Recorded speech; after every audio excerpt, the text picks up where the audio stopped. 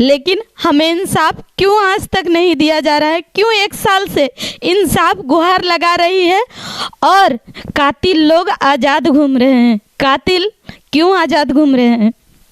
योगी जी, मैं आपसे यही पूछना चाहती हूँ, क्यों आज अशोक कुशवाहा, अगर पुलिस वाले सही ड्यूटी कर रहे हैं तो क्यों अशोक कुशवाहा पूरे गांव में घूमकर यह कह रहा है कि पुलिस वालों को मैं झांट में बांधता हूँ, तुम्हें जो उखाड़ना है उखाड़ लो?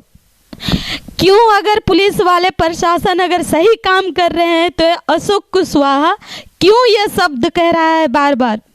क्यों वो गांव वालों को मुंह खोलने से, जान से मार देने की धमकी दे रहा है?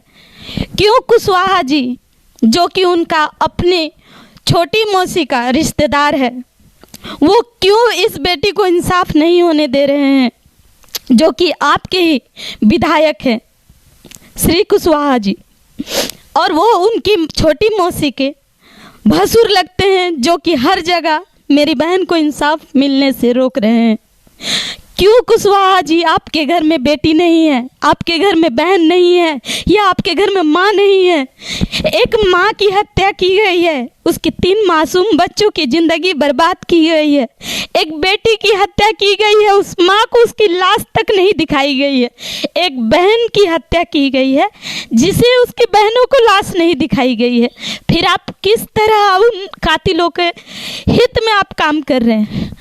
इतना ही नहीं, हमें जिले के कप्तान, जिला देवरिया के कप्तान ने बुलाया अपने पास। हम उनके पास जब गए, उन्होंने कहा सीओ मैम को वो जांच के लिए रिपोर्ट दिया गया कि जी सीओ मैम जांच करेगी, लेकिन सीओ मैम का ही तबादला मात्र 2 दिन के बाद होने वाला था। तो कप्तान ने हमें छल किया या नहीं किया, ये आप जनता बताइए, और वो हर एक बड़े इंसान बताइए कि क्या ये हमारे साथ धोखा नहीं किया गया?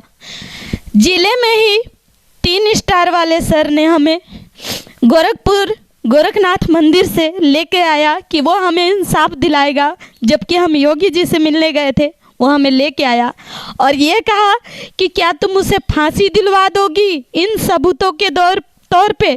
तो मैं पूछना चाहती हूँ, मैं तो फांसी नहीं दिलवा सकती, लेकिन क्यों आप लोग उन्हें बचा रहे हो?